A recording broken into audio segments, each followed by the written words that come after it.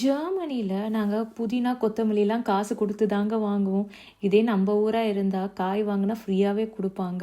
இந்த சின்ன பாக்ஸ் புதினா நான் நம்ப ஊர் காசுக்கு ரூ. 110 குடுத்து வாங்குறேன். இப்போதாங்க நம்ப ஊர் அருமைலாம் தெரியுதே! அதேமாரி இங்க இருக்க ஃப்ரூட்ஸ் அண்ட் வெஜிடபிள்ஸ்லாம் நம்மளே தான் மோஸ்ட்லி எடுத்து பில் பண்ற மாரி இருக்கும். ஸோ பக்கத்துலேயே வந்து வேயிங் மிஷின் இருக்கும். ஸோ நம்ம எடுக்கிற ஃப்ரூட்ஸ் அண்ட் வெஜிடபிள்ஸ் அந்த மிஷினில் வச்சு நம்ம என்ன ஃப்ரூட் எடுத்திருக்கோமோ அதை நம்ம செலக்ட் பண்ணோன்னா சைடில் வந்து ப்ரைஸ் ப்ளஸ் அதோட வெயிட்டோட வந்து ஒரு ஸ்டிக்கர் மாதிரி வரும். அந்த ஸ்டிக்கரை நம்ம கவரில் ஒட்டி எடுத்துகிட்டு போய் நம்ம பில்லிங் கொடுக்கணும். அதே மாதிரி இங்கே பாலுக்கெலாம் எக்ஸ்பைரி டேட் 3லேருந்து 4 மாதம் இருக்குங்க. இதை ஃப்ரிட்ஜில் வச்சு ஸ்டோர் பண்ணோன்னு தான் இல்லை. நம்ம வந்து யூஸ் பண்ணாத பாலாக இருந்தால் நம்ம வெளியே கூட வச்சு ஸ்டோர் பண்ணிக்கலாம். ஸோ நாங்கள் யூஸ் பண்ணுற மில்கோட ஃபேட் லெவல் 3.5. நீங்கள் ஜெர்மனியில் இருந்தால் நீங்கள் என்ன லெவல் யூஸ் பண்ணுவீங்கன்றத கமெண்ட்டில் சொல்லுங்கள்.